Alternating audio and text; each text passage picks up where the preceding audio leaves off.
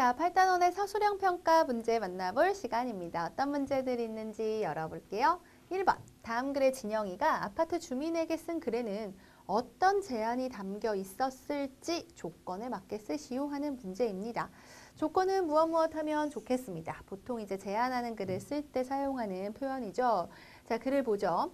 진영이는 지난 주말에 동생과 함께 집 앞 꽃밭에 꽃을 심었습니다. 그런데 오늘 물을 주려고 보니 쓰레기가 꽃 주위에 흩어져 있었습니다. 진영이와 동생은 그 모습을 보고 실망을 했습니다.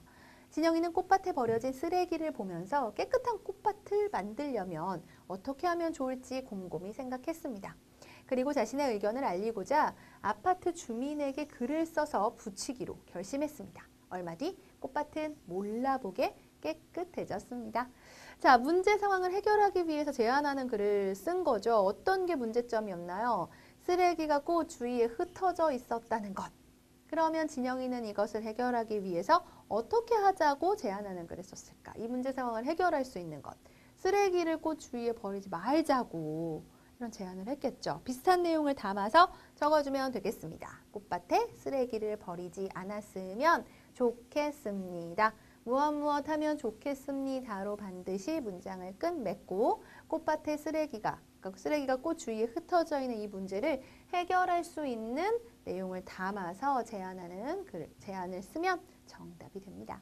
자, 이어지는 문제 볼게요. 다음 그림의 내용을 문장으로 표현하고 자신이 쓴 문장의 짜임에 맞게 나누어 쓰시오 했습니다.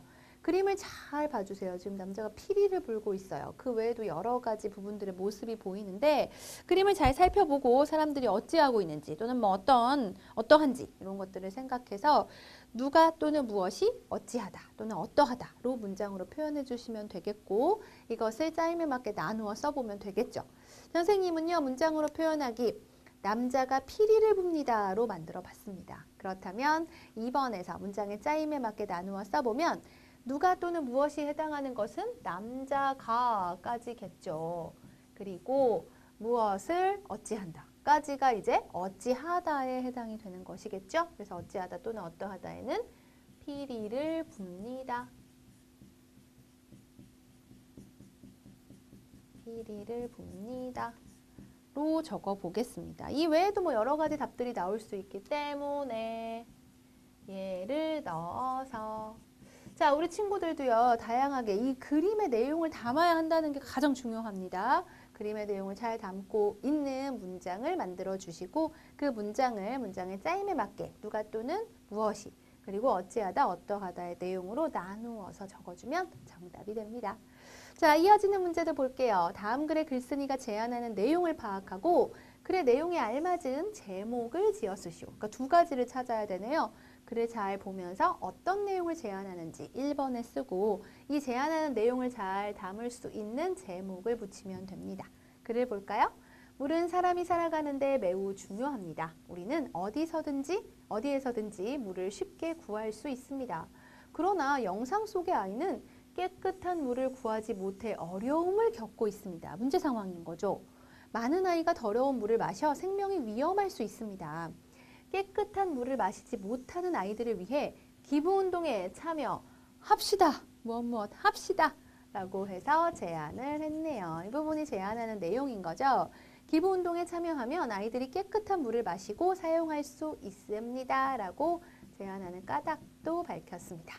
자, 그렇다면 제안하는 내용은 지금 밑줄 친 이 부분의 내용을 적어주시면 되겠고 그 제안하는 내용을 잘 담을 수 있는 그러니까 깨끗한 물을 마시지 못하는 아이들을 위해서 기부를 하자라는 이 내용을 잘 담는 제목을 붙여주시면 돼요.